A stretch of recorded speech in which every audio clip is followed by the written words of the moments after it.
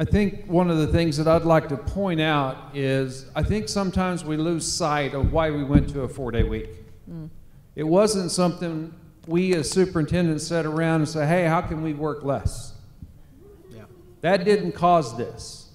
Right. It was the funding issue for a first-year superintendent to go out on a limb and say, hey, Board of Education, I need your help. We've had 4 consecutive revenue cuts. Our carryover was dwindling. We're not a high tax district. We had to make tough cuts. We went around and around our own administrative team and then with our superintendent's teams around the state trying to find solutions to a problem that was dealt to us midstream. We had to ask ourselves, what can we do that will have the least impact? It was gut-wrenching, I promise you. All 3 of my kids went through Noble schools. My grandkids go to Noble schools. Would I ever do anything that I believe would hurt their education? No, I wouldn't. And so I think sometimes the onus is on us as the bad guys of going to a 4-day week. It wasn't our idea. It was our reaction to a funding issue that hasn't yet been addressed. We've done great strides in helping our teachers. Not enough, but great strides. But our per pupil expenditure, our transportation formula, there's so many factors that we have to come up with a solution to. We weighed the pros and cons, and that was the choice we make. And I just want to make sure we don't lose sight of the reason that we even went to this. We went to it, and then we've done the best, and it's working.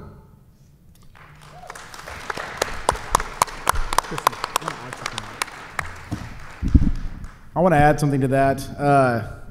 I remember, that was 2016, I believe. I was actually running for office.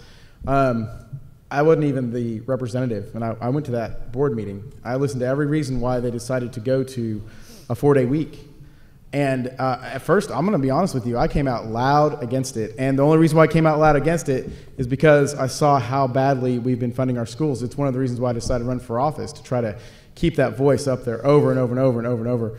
You know, I think we just fought really hard to get to 2009 levels. Guys, that doesn't take account into how many more kids we have that are enrolled or any of the other things that are going on since 2009. You know, it's more expensive to even just drink a gallon of milk since 2009. So think about that. And so thank you for sharing for that. I actually have those in the notes. I'm not quite sure how this works. I'm waiting for like a question, you know. I guess we just jump in. So I'm going to start doing that. I'm a little aggressive. But I just wanted to tell people I do remember that story. And then here's the thing. The parent survey came out. And that's when I changed my tune. Hey, I'm a representative, right? I listen to people. And it was like close to 90% of parents. And so I did a little digging. And I saw that Noble was doing it the right way. Again, local control. Noble comes together. Noble comes together and does it what they have to do. At first, I think it was out of survival. Then they saw, hey, this works, and it works for us, and why don't we keep it? So that's where I'm at, and that's why I definitely voted against Senate Bill 441. And I even debated against it, and I don't debate against things. So it was kind of a big deal for me. And it's a big deal for y'all, and I want to make sure you know that I'm standing up for you guys, for sure.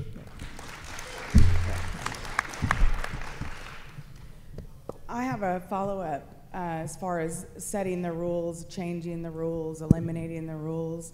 One of the things that Senator Standridge said is that his first reaction, his gut reaction would be, of course we want the State Board of Education to be in charge of these rules. That's what they do. They know this stuff.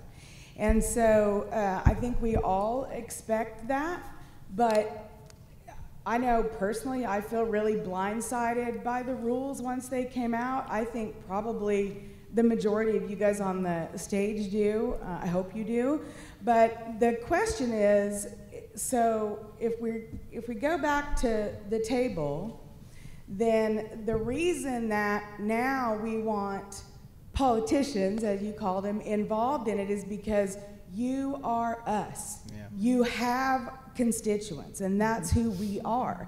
So when the Board of Education is not paying attention to what those constituents want, that's why you guys are there. And so My question is, how do we make sure that the constituents and their ideas for the rules and what's working for the rules, and how do we get our voice in there? We can tell you, but I wasn't there, I haven't seen the committee, but what I have heard about the committee that was creating the rules is that it wasn't educators and parents and superintendents. It was, I don't know. I know a couple of them that were on there that I really don't have any idea why they would be involved in that. No children, you know, no education background, no nothing. So how do we get those people who are living this every day, trying to get the budget to work, trying to get our kids to school? We did a fundraiser to pay for lunches at Christmas. We need to be able to come up with those rules and say, this is what we can do with 4 days, let us do it. How do we get to the table? Since my name was mentioned, I'll answer first. Thank you. You know, so in my opinion, this was a negotiation. So what I saw as the intent of the bill, or the exception that is that if the school district is not harming children and it is saving money, I would assume Noble's saving money without question. The bus trips for Noble are crazy long, so that's a no-brainer. So I guess we would just limit it to one. If they're not hurting children, when I read these rules, I don't see that. Now, if the rules said, okay, and again, I don't want to talk about legislative ideas necessarily, so that's what the intent is. And so, yes, I would say, unless I'm reading them wrong, I'll listen to the State Department, but when I read them, I don't read that. I read that you have to hit here. Well, that doesn't mean you're hurting children if you're not there. That means maybe you were here to begin with. So, and I think all parents and educators would agree that if whatever plan you've adopted, regardless of whether it's 4-day or you decide to go to 7-day school weeks, whatever it is that you decide to do locally, I would think that the school board would stand up and say, well, wait a minute, that's just not working. Or even the state might say, no, you can't do it if it's harming children. But that's not what I read. So to address really quickly your question about how do you, like, let's say it went to the political process. And I only say that, I don't mean that to insult myself or anybody here. I'm just saying that we're 149 people. Each of us probably knows a lot about something, but sometimes when you ask us to do something that's not all of us defer. And so I don't mean that to be critical, but don't you all agree? Sometimes it's difficult because you have your own mindset. So I thought the State Department, to me at the time, made sense, but obviously I was wrong. But how do you impact? So if it's a political process, I'll tell you. I'll just tell you what impacts me. So I always say that one constituent, but I don't know if that's the case with everybody. It's not the case with me, actually. It takes more than one, because I know that there's some on the other side. But what most legislators like myself, especially those that have been up there a while, we get a lot of input. And we get a lot of folks that talk to us through emails and stuff, and some of them aren't so friendly. Respect is very, very, I'm talking to you frankly here because I hope you're going to talk to people in other districts and tell them maybe what you think might work, and maybe it's the opposite of what I say. But respect is very important. The 4 other folks here with me, they worked hard. I'm not talking about me. They worked hard to get in their offices. I mean, I know Jacob did. He passed my house a dozen times. So, I bet the rest of them did. He's knocking my door and saying, well, Rob, what am I doing? No, I'm just kidding. But, I mean, they worked very hard to get there. And you guys work hard too, so I'm not trying to compare. I'm just saying it's an honor for them to serve. When somebody comes to them and the constituent, they're going to listen a lot more if you come to them and say, this is very important to me, appreciate what you're doing, this is very important to me, and I will appreciate it, and my school will appreciate it if you'll help me. You just don't, and it's a phone call or an in-visit. Don't email, don't text. We get thousands I get so many of those, as I'm sitting here, I get 50 emails. We can't even go through all of these emails. So those have gone by the wayside almost. Obviously if I know it's personal and if it's somebody in the district, I will address it, but it takes me a long time to get to them sometimes. But I'm just giving you some advice on how you do it. The political process can be very good for you if you have enough people that you can touch to do these types of things. But I'll tell you right now what's not effective is if you call them names and you assume they're bad before you know they're bad. I mean, it's most people in the legislature are pretty good people, I think. I mean, I disagree with some of them, and the governor occasionally too. But I mean, it's but they're good people. So just assume that, be nice to them, respectful, but demand that, or ask nicely, and say you would really appreciate it. Anyway, I'm just trying to give you some grassroots, because you can be very effective in the political process, I think, on this issue because of those rules. I'd like to quick answer your question too. Danny, did you have a contested primary? Did you run against an incumbent, or No. did you replace an out? Okay. The three of us up here ran against in primaries, and we had to knock doors in Noble to get. So what y'all did, you've already done. You've already made a huge change at the Capitol by electing Sherry Conley to the state representative. Because of the place that she's in now, she voted. She saw this coming down the road on 441. She stood up to people that didn't get it in her own caucus. Because y'all voted somebody, showed up, I think she won by 60 votes in the primary, which is just a razor thin. So you've already made a change because you're making democracy work for you, and you're making your voices heard. You showed up tonight, you organized a town hall. This town hall and the town halls that y'all organized during the primary and all along, that impacted the state because it changes the conversation. And it shows, and we've got a teacher here from Granfield, Oklahoma. That's where I grew up. That's a long way far away from here. I grew up in Tipton, but it's Tillman County, Granfield. I'm sorry, Granite. I'm sorry. Granite is still all the way down in southwest Oklahoma. But so she came all the way up. So you're using democracy to hold people in check is what you can do. And because of that is how the rules are being held up to the expectation of democracy and the voices of Oklahoma. And unfortunately, at those really high level statewide offices, you don't have to knock a lot of doors to get those positions. The campaign is a lot different. You don't have to listen to rural Oklahomans, unfortunately, to get elected in statewide office. So what's happening now, because you showed up at the rule-making process and weren't heard, now you're going to this level of accountability. So showing up on a Friday night for a town hall to ask questions of your elected officials and to get us all here, you're holding us accountable, and you're holding the State Department and the State Superintendent of Public Instruction accountable to make sure that your voices are being heard in a more respectful way over than special interest that have a little bit too much power up at 23rd in North Lincoln. Yeah, and I want to add to that, if you don't mind. So as a former teacher, I still teach. It really didn't change. I mean, I taught middle school, and everybody can agree it's real similar up there like that.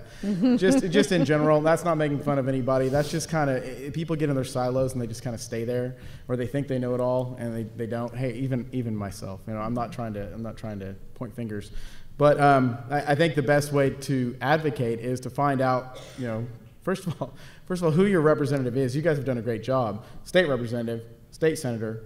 Because you would be so surprised to see my emails, how many people are like, well, you need to do something about that wall, or you need to do something about my sidewalk. Well, I'm more than happy to get those people where they need to go. That's the majority of my emails. So I think what we really need to do is just do a better job kind of educating what we even do at the state level, and then we can go from there. You guys do a great job here in Noble. That's why we're here. You guys reached out to us. It's our job. We're supposed to, if we're representing a place, then we're supposed to be here to represent, right?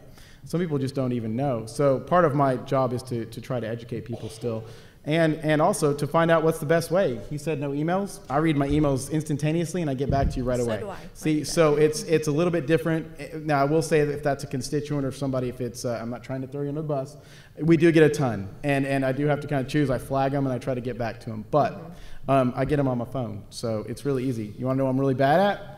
Phone calls. It'll take days. So that's just me. We're all a little bit different, okay? And that's just kind of crazy. Plus, I'm super accessible. Facebook, y'all reach out on Instagram. I mean, I don't mind it. It's okay with me. Text too.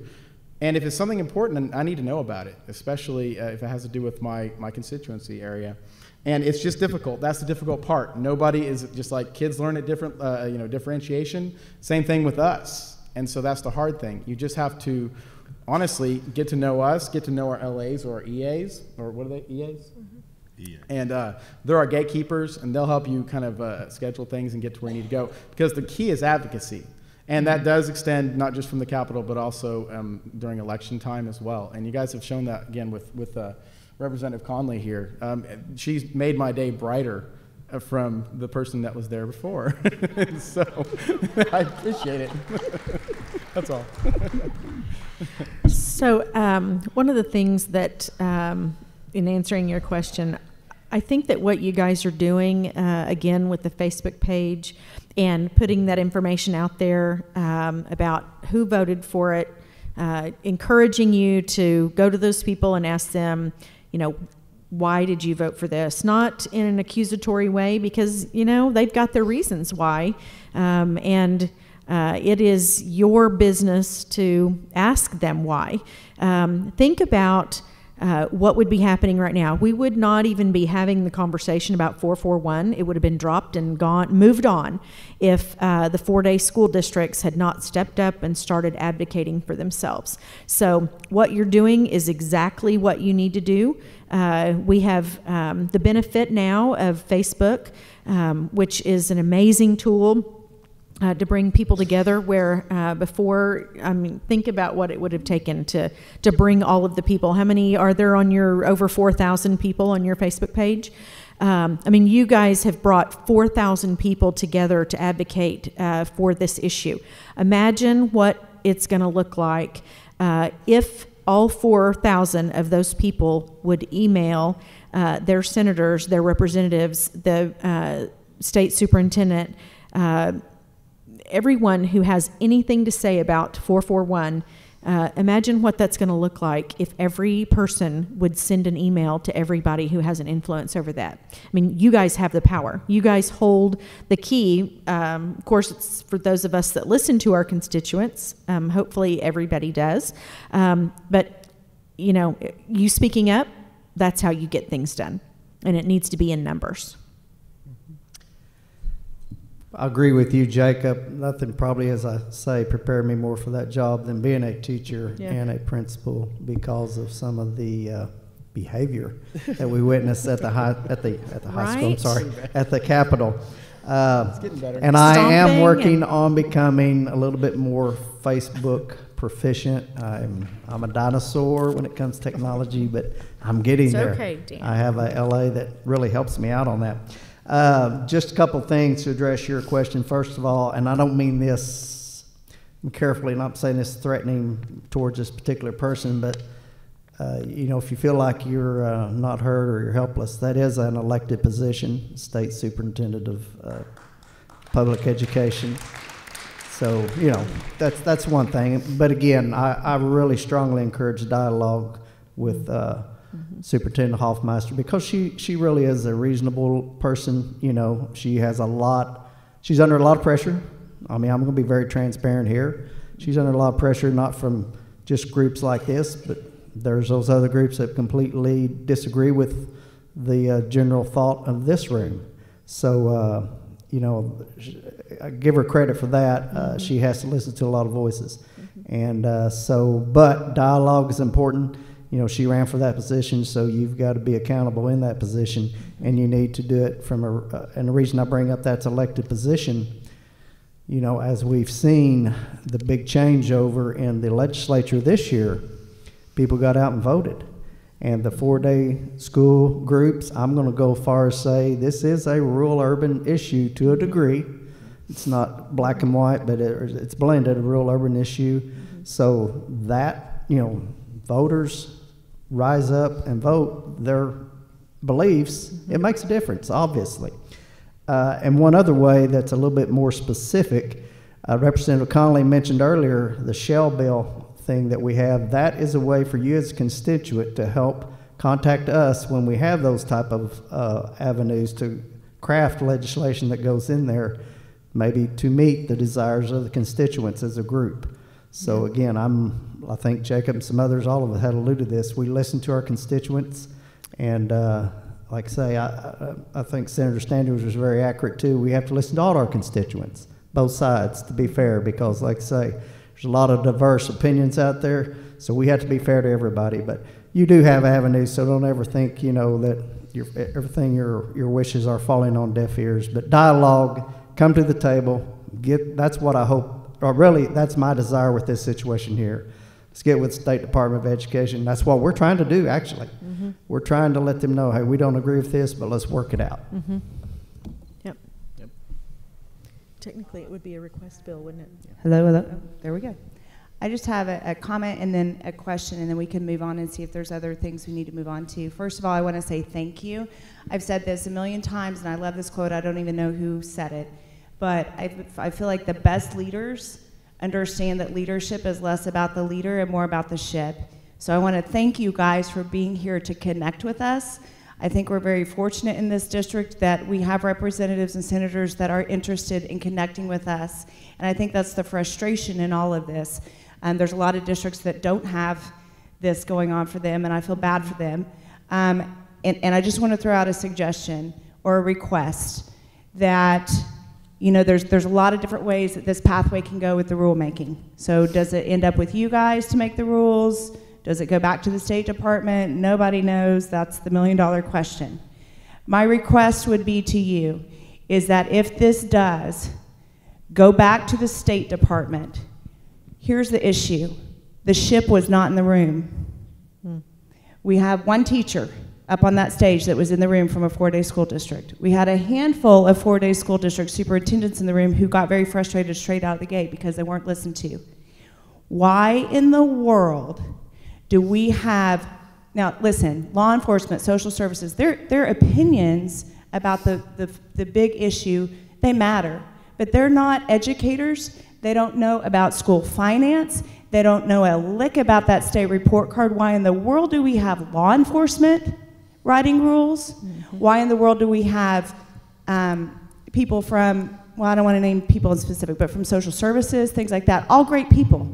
They all have their different perspective on this, but they don't understand the intricacies of this rulemaking process. And when you take, it sounds easy, right? It's a C. It's average. Why? That's not a big deal. That should be easy. Well, when you take that statistically and add that C with an and, so it's a C and a C and a C, and all of a sudden that C becomes like an A++++ that you have to do. And so my request for you, will you fight for us if this goes back to the State Department to somehow work your magic legislative sorcery to ensure that the people at the table the next time are these people, are the ship, not these ancillary people who have no idea what they're doing, because that's why we're in the problem we're in the first place, is the people in that room didn't know what they were voting for. And the people that did know what they were voting for in that room were ignored.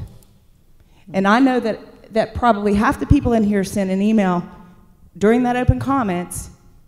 We sent in suggestions for what we felt like would be fair as a compromise for these rules. They were ignored completely. So that's my request or my question from you, and you don't have to answer, or maybe you should. I don't know. Yeah, answer the question.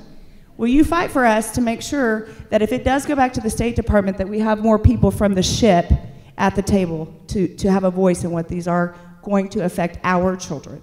I want to start. There are political consequences that are being paid right now for failing to listen to people during the rulemaking process. Mm-hmm. There are meetings that are being had. There are people talking that weren't talking before. Representative Conley, Representative Sterling's credibility has skyrocketed at the Capitol because they didn't vote the way others voted, and now they're being called to ask, how do I get out of this mess? My constituents are all up in arms, and they're being listened to, when before they were being told, oh, this is an easy vote, why don't you just vote for 441 and move on down the road. Mm-hmm. So that is where the dynamic is really changing. So I think because of you activating your voice, you're empowering those that want it, that were saying the same thing like 9 months ago, but now they're being listened to because you're putting your power in behind that wagon to carry that message.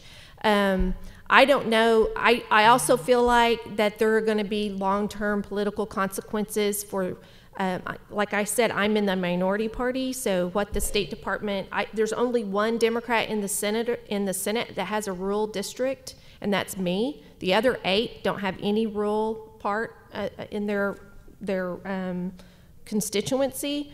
So, but I do think that we all feel blindsided. I think that the senators who were trusting the State Department of Education to make good rules, they're feeling blindsided. So we're all unified in that we don't like being treated that way. We like being able to trust a group of professionals to make fair and rules that are based on listening to the feedback that you get from your constituents.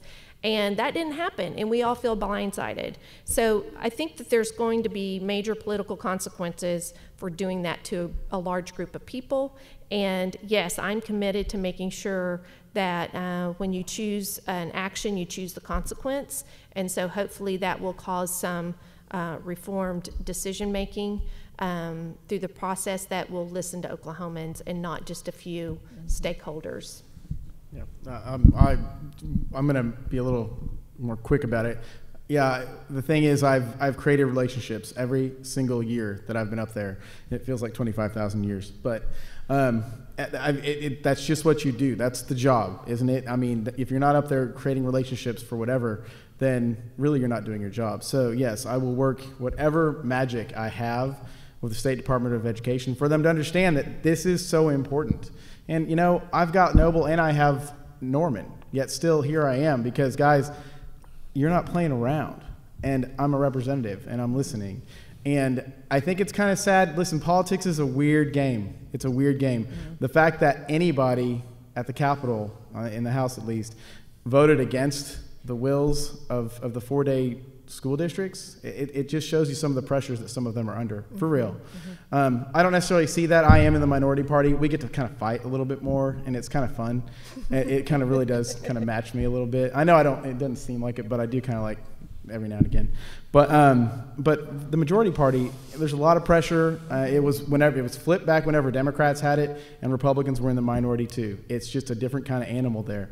The thing is, it's just one of those things. You just have to stay on them and just make sure they understand that there is political consequences for ignoring your constituents, because that's what we're here for. And they have to understand that. They have to say, okay, if I do this, this is what's going to happen. Because if they don't think anything's going to happen, then just go ahead and do whatever they're told to do, right? I'm not pointing a finger of anybody. That's the way the system is kind of built to work. Love to tear it down. But so my point of view there is just keep on talking, keep being loud. And of course, I'll do whatever I can from the angle, especially from education. I know people. I know people. Leather-bound books. Yeah. Rich mahogany. And I will do what I can to make sure that more voices are heard. I honestly tried to do what I could at the time, and especially some of the composition of that, if you know what I'm talking about. But it didn't. It fell on deaf ears. So yeah. I will have to kick up a notch a little bit. I'll put a little more into it myself, and I'll make that promise right now. Yeah. So when go ahead. So when the list came out, or the rumors started coming out about who had been chosen to attend the meetings with the state superintendent, I reached out to her and voiced my opinion, and let her know that I think that she was making some mistakes. That can be political suicide with some of your stuff. You won't get supported in your education stuff when you do that too much. But I felt like it was important to reach out to her and let her know what my opinion was on some of the choices that had been made. I also stood up, so Representative Rosecrans said, I stood up and debated the bill on the floor when it actually went up for a vote. He I did not get to do that.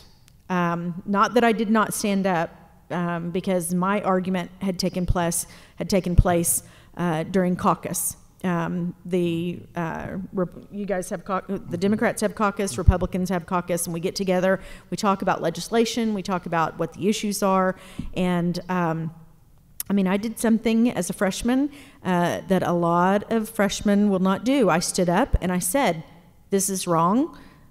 We do not need to be doing this. What are you going to do about these schools? They're going to have to add days to their calendar. They went to the 4-day to begin with." And I spoke my mind there in caucus and let them know where I stood and why I had the opinion that I had. And so they knew going into the vote that I would not be voting for it, and I made sure that they knew that and that they knew why. I appreciate Representative Rosecrans standing and voicing that opinion. I wish that it would have been something that I would have been able to do, but unfortunately, under the circumstances, they say, let's hash this out in caucus. We don't hash those things out on the floor. And so I did stand up for you, and I did advocate for the 4-day school. I just didn't do it on the floor. And so I don't want you to think that I did not do that, because I did, and I was very vocal about it. Even running the risk of, as a freshman, when you go against something that the Senate and the House both wanted, so that they could give the teacher pay raise, when you stand against things like that, sometimes you could run the risk of losing your position. And I sit on the Common Ed Committee, I sit on the Higher Ed and the Career Tech Committee, and I sit on the A&B Education Committee. And those 3 positions are very, very important to me, so that I have a spot at the table. So I just wanted you all to know that I did go to bat for you, and I will continue to go to bat for you. Yeah, I can corroborate that. She was battling hard. You may have not seen it on the floor, but we all knew. I'm not in those caucus meetings, but we heard about it. Yeah, thank you. I'm glad Jacob stood up and debated it, because I was getting bombarded by several of the other members. Why are you voting? Why are you voting no? Because I said, "Well, I'm voting no." Why are you voting no? I said, "Well, first of all, I'm taking care of I'm doing what I think's right. I'm doing what to me makes common sense. When you show me a preponderance of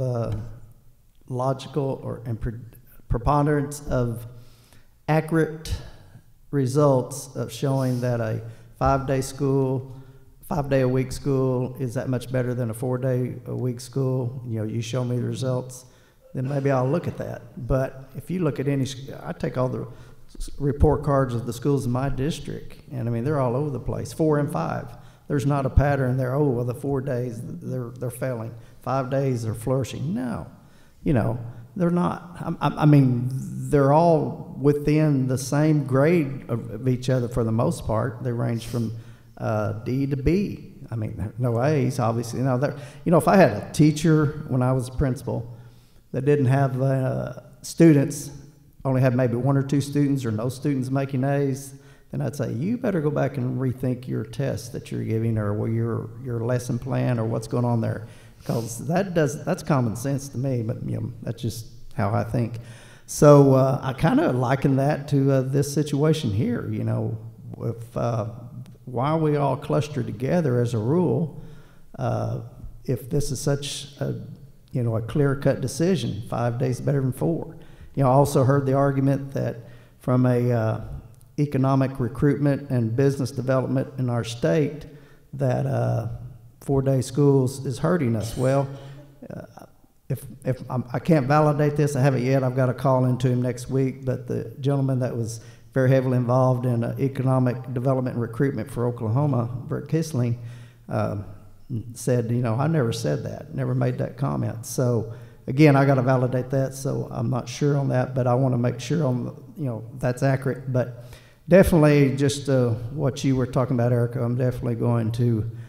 I'll be honest with you. It goes back to the trust factor. I trust that they were getting a fair, impartial group on that committee. you know. But, you know, first time, shame on you. Second time, be shame on me, you know, if I don't look into that. And I need to apologize. Somebody had a senior moment earlier there. I was comparing how I called you somebody else. So, but anyway, as you get older, things happen. Okay. You want me to comment on that or no? Oh, okay. Am I getting older? No. So on the makeup of that, I mean, I'll look into that. I'm not sure how short of legislation we can change that, but I'll definitely look into that. One comment I'd make is, I think I told you this the other day, Erica. The last day of the legislature is called sine die. So you can do almost anything till the last day. In fact, some of the things I'm most proud of, I've done it like last year. I did 2 things in the last week. I did a disapproval of a rule, of all things, which is rarely ever done, and actually appeared before a House committee. Representative Gann said, "Whoa, Senator on the House side in a committee," and sadly, the lobbyist told the chairman I was no longer interested in disapproving the rule. It was the oddest. I've never had one blatantly lie on a yellow or pink pad like that. You gotta watch them. Yeah. But and I also did last year. I used a veterans vehicle to. I talk about Oklahoma First a lot, and so I was upset because my bill got killed on the House floor, which is those you guys over there on the House. So I ran it in a veterans bill in the last week. My friend Senator Simpson said, "Okay, here, Rob, have mine." And so a few years ago, I defunded, did a major pro-life bill that I could not get for 2 years, and found a vehicle in the last week, and it was. Never been reversed, actually. It's one of the few bills we pass on pro-life that's never been reversed. But so anyway, the only reason I say that is, I think everybody on the stage is an advocate, but what I'm telling you is don't give up. I mean, until the last day of session, sometimes there's something. Now, there's no guarantee there's something we can do, but don't be told that there's no chance at all, because there is sometimes a chance. But as far as the makeup of that committee, I'd have to look into that. I'm not sure what authority we have to change that. I mean, maybe we can push them or ask them, send them a letter. I mean, I'd be glad to send them a letter. I'm sure that might make them. So yeah, if you want to coordinate with my office to maybe send them an official letter from my office, I'd be glad to do that. Okay, our next question is, can you give us an example of a current Oklahoma business, or more than one, who had a complaint or reservation about 4-day school weeks, or a business that refused to come to Oklahoma because of a 4-day school week? I'm not aware. That's not. Yeah. No. No. Nope.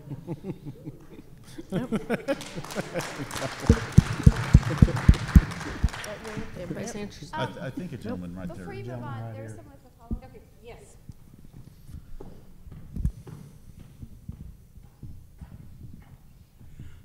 Thank you guys for being here. I really appreciate it. It's an opportunity for me to get my wife off my back. I'm Bill Bentley, and I'm a retired school superintendent. Wewoka, Cashin, Waukomis, and Dibble. Wow. And I have 2 questions for you. One statement to make, and then a question about that. The first one is this. I have heard each of you talk about the issue of local control and how important it is. I've been in this state since 1984. I'm an Arizona boy, but my wife is an Okie, so I am now here, and I will die here and be buried in Stratford, probably. All right.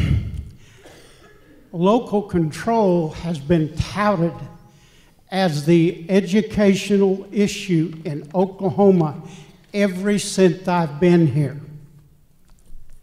I can assure you, if we were talking about athletics tonight, and I'm a former coach, long time ago, I can assure you that local control would be at the forefront and everybody would be listening.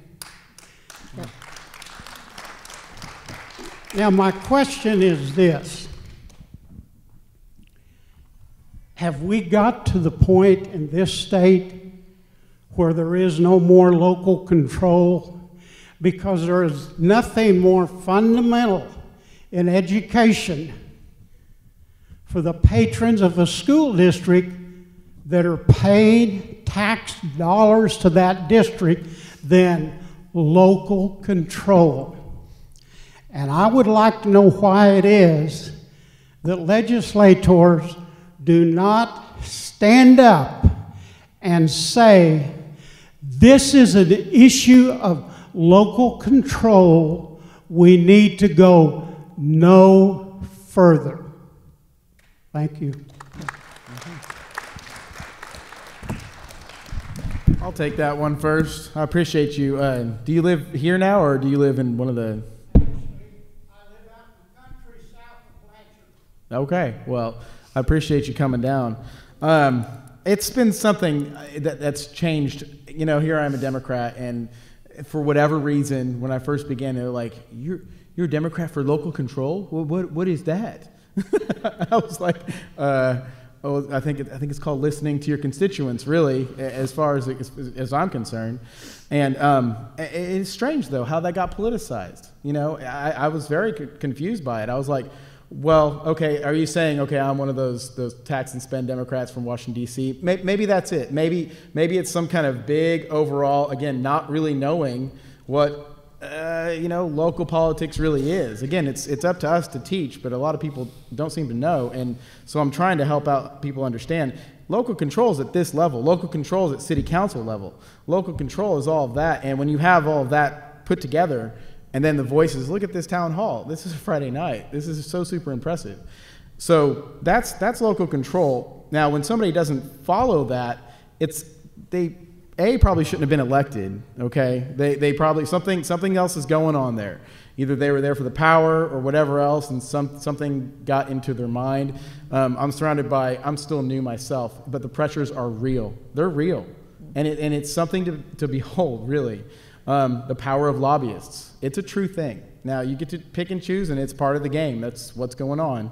But I think that's where local control goes. I think sometimes when you say special interest, we bandy that term around a lot.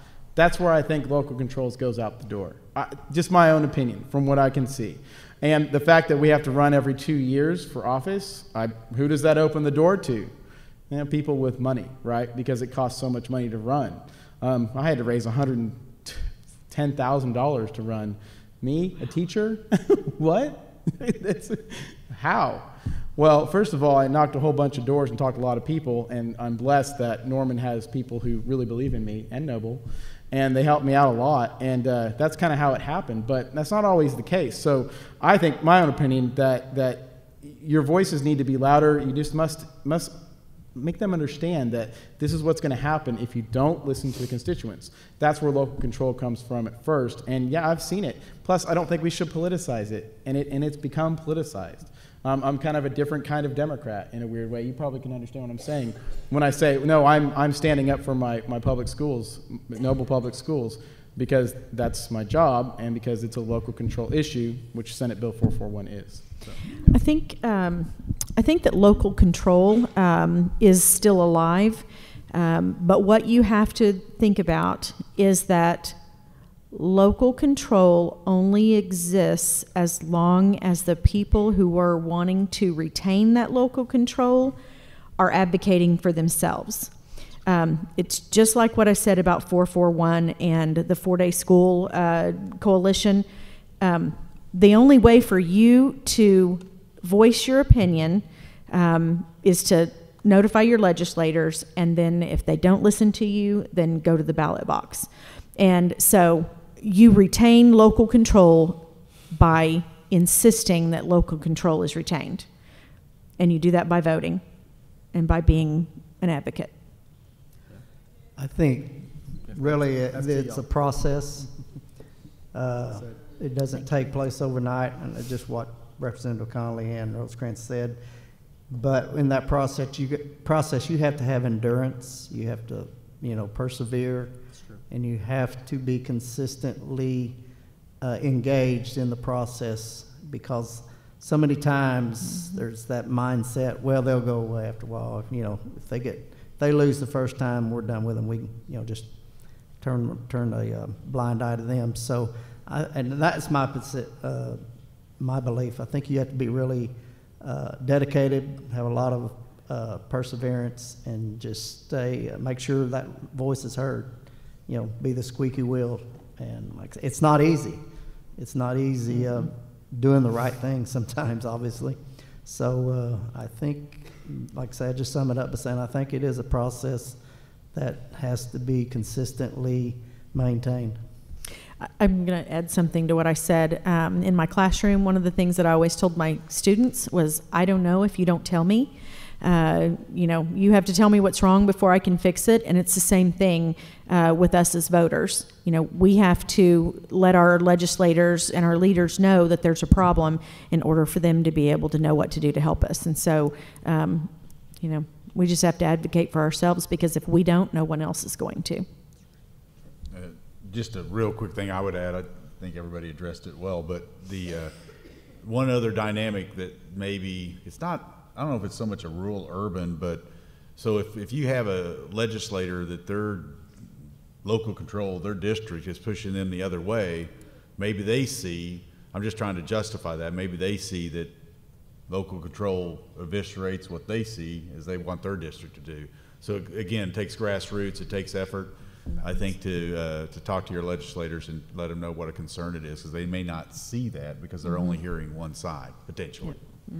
I want to try to answer this too. I think local control fits me as a Democrat because I have been trained to respect cultural groups and to not expect different groups to assimilate and get all blended into one big mushy pot.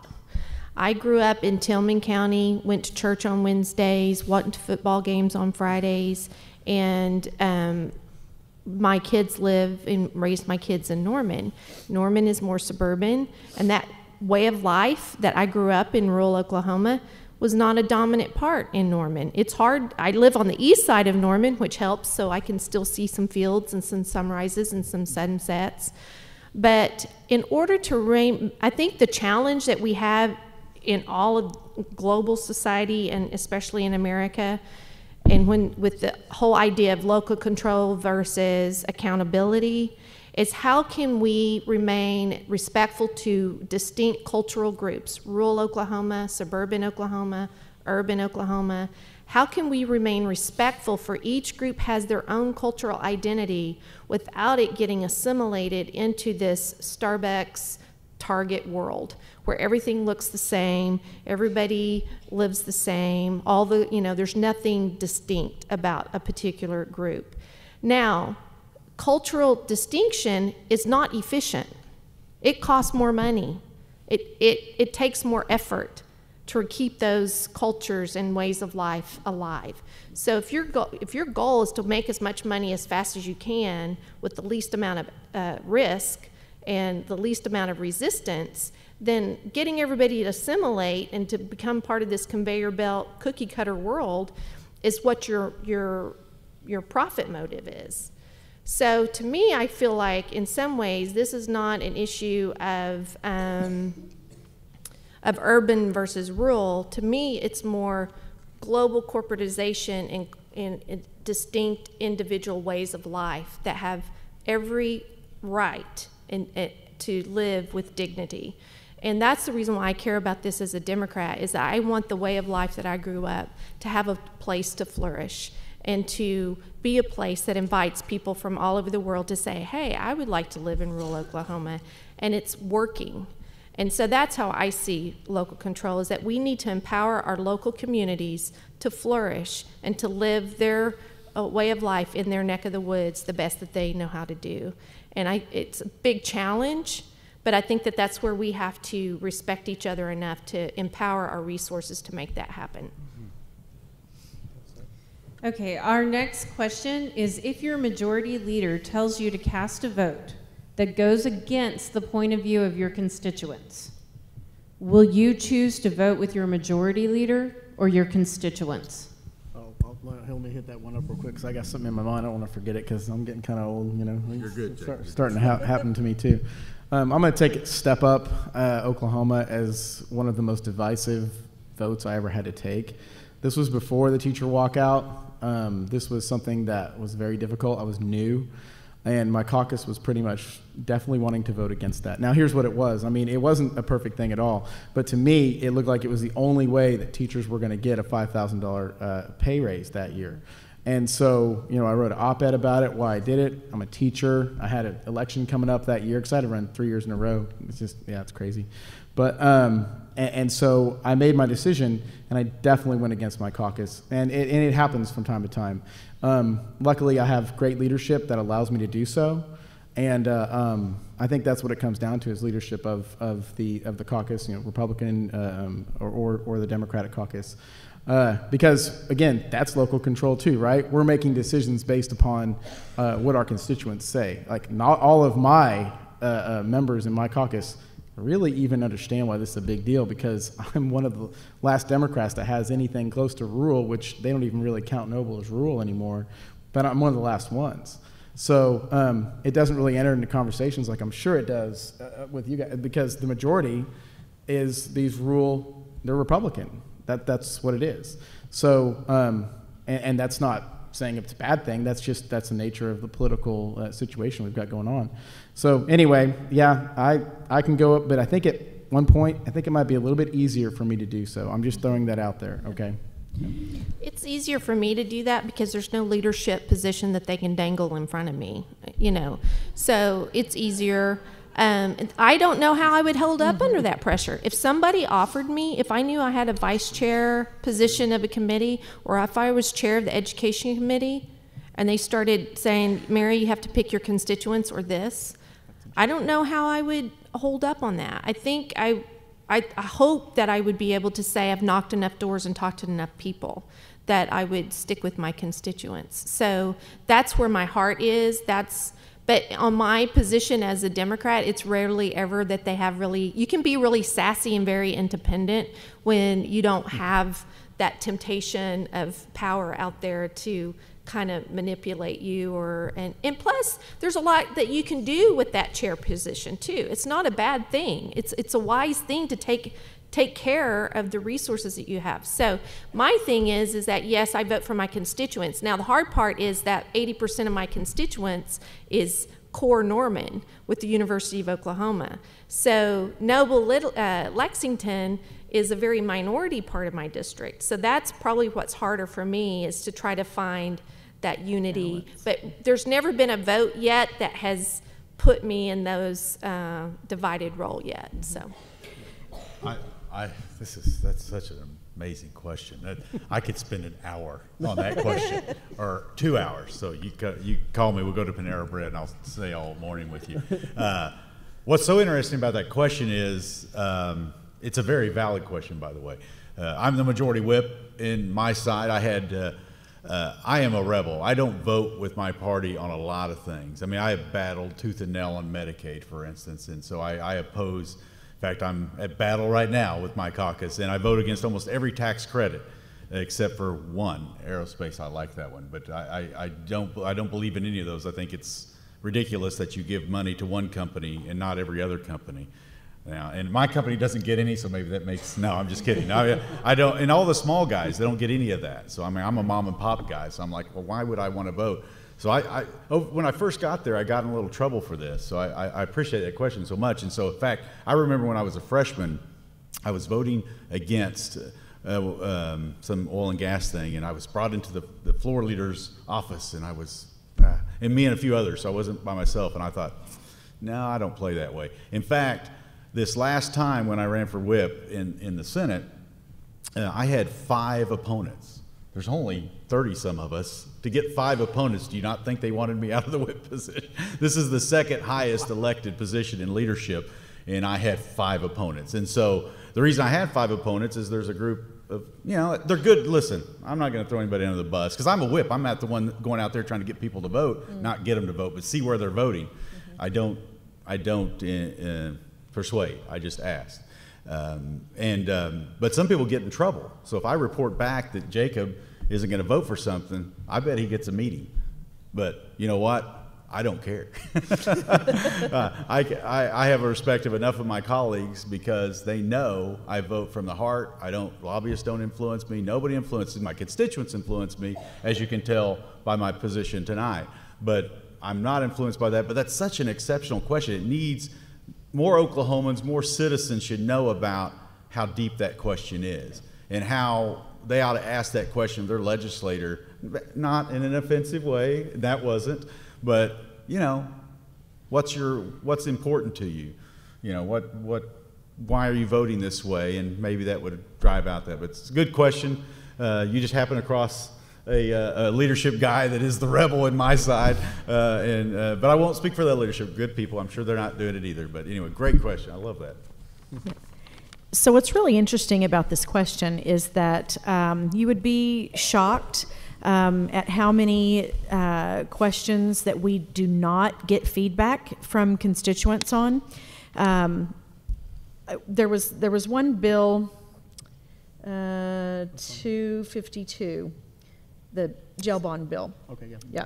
So that was a really heavily lobbied bill this past session, and it was part of the criminal justice reform, which I'm for criminal justice reform, but I want it to be common sense criminal justice reform, and I don't, I want to make sure that it's fair to the people who are incarcerated, but I also want to protect public safety as well. And so you would, we literally had to keep tallies on how many votes we had on both sides. And going into session that day, I still had emails coming in. I had lobbyists pulling me off the floor, wanting to talk to me, whipping their vote, and that's where they count the vote, and trying to find out where I was. And so going into that vote for 252, it was almost even on where my constituency stood. So one of the things that I have my LA do is I have her check the addresses for the people that send me emails that say, please vote for this or please don't vote for that. I make sure that I'm actually hearing from my constituency. I am not going to count a tally mark for somebody who lives outside my district and count that as a yes or a no vote. It's very important to me. It's very important to me that I represent my district. I still represent the 4 million Oklahomans, but you guys are the ones that I answer to. And so going into that vote, that was kind of one of those things where I had to make the final decision as to how I was going to vote on that, because it was nearly even on the yeses and the nos that I got on that. So I will always follow what you say, no matter what. And I still have not had anybody from leadership tell me, I want you to vote this way. I stood up for 441 and said, I'm not voting this way. They listened to me. I said, I can't because of my constituency. They listened, and they didn't bother me after that. There was never a question after that. So. And real quick, I'm sorry, Danny, but I can tell you from an observer's perspective, it's real. Before you were elected, I'm telling you, it was the craziest. That teacher walkout year, the mental health walkout, all this big, huge votes. We had Leader Inman there, who was just, a firebrand. And you could see votes literally change. It was insane. Speaker went down and all of a sudden, boing. You're just like, wow. So it's true. The pressures are so true, especially in the majority. And it's such a great question, because you should definitely be able to reflect your constituency, and I'm glad to hear that you're able to. That's good. Sorry, Danny. Oh, no problem. I'm used to you. We love you. There's love here, trust me.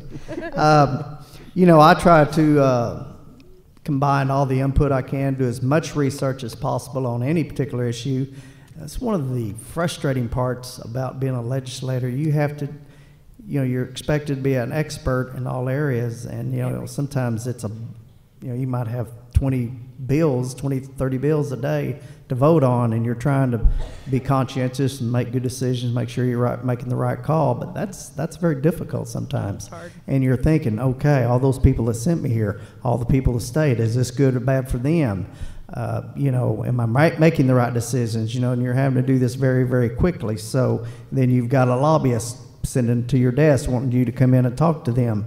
Then you have a roll call. You know, it's fast and furious. Again, principal world really got me ready for that. And to me, I try to keep it simple, keep it basic. Use common sense, get as much feedback from constituents as possible. Again, make sure, you know, you're doing what's best in your mind. I've never been told how to vote by anybody. You know, obviously 441, I voted what I thought was right for my constituents in my state. And the bottom line is, you know, I'm going to vote the way I think that's right. And at the end of the day, the next election cycle, if more people thought I didn't do a good job and they, you know, vote me out, then apparently I'm not meant for that position. So that's just, I've got to live for myself at the end of the day. And, you know, as long as I feel like right down here inside I've done the right thing, I'm good. I used to tell students as a principal, you know, doing the right thing's real easy. It's not hard to figure out. If it feels wrong right here, guess what? It's probably wrong. And I try to use that same philosophy in my position as a legislator. Yep. Yeah, Can I add something just really quick? Because talking about influence and, you know, lobbyists and money and all those things.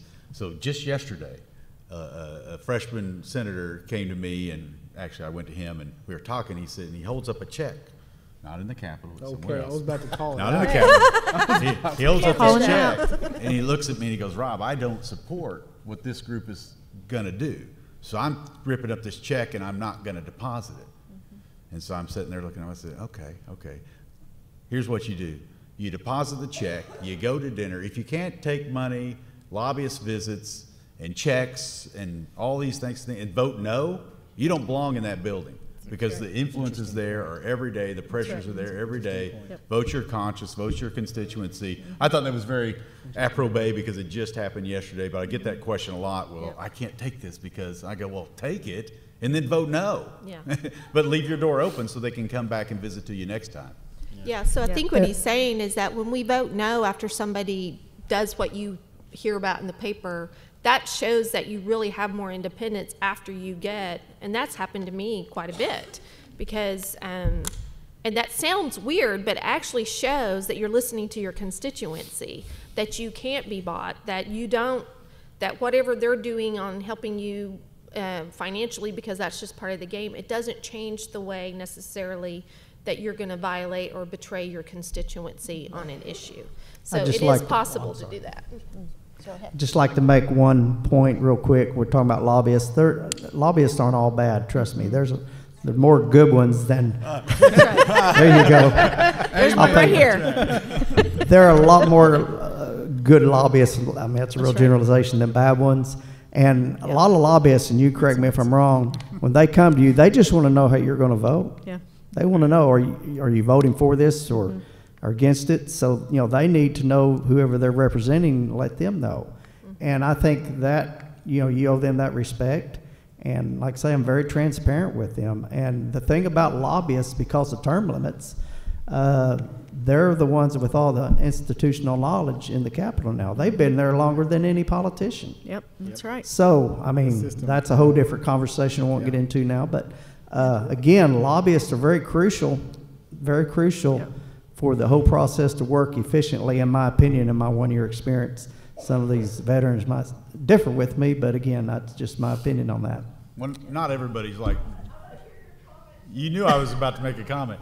There's a difference. There's Ginger and everybody else. No, just kidding. But yeah, there are, when you hear lobbyists, so mainly what you think of when you think of the bad, because they're lawyers. I think of them like lawyers. My sister-in-law's a lawyer. No, I was going to make a discretion, but you hear the negative about lawyers, right? You hear the negative. Well, they're whatever, you know, I'm not going to make the comments. My sister-in-law, I love her to death. She's an attorney. She's brilliant. But there's always bad people in everything. So if you go to the Capitol and thinking every lobbyist is good, you're wrong, because they're human. We're all broken. We're all fallen. So there's going to be good ones and bad ones. But Ginger is a different type. So you have a contract lobbyist, right? You have a contract lobbyist, but then you have people that head organizations and have to register as a lobbyist, and they're passionately involved in, they're part of what they're talking about. and again, I don't want to pick on Ginger. She just happens to be here. But if somebody else was here, like the pharmacist, I'm a pharmacist, and the head of that group, she's a lobbyist she has to register, but her heart's in it. I mean, she believes in it. Not quite the same as somebody getting paid $10,000 to tell you they believe in it. Just as a legislator, we have to know that. So we have to take it with a grain of salt when they come in there, because follow the money. What are they trying to do? So as long as you know that, you're fine. Good point.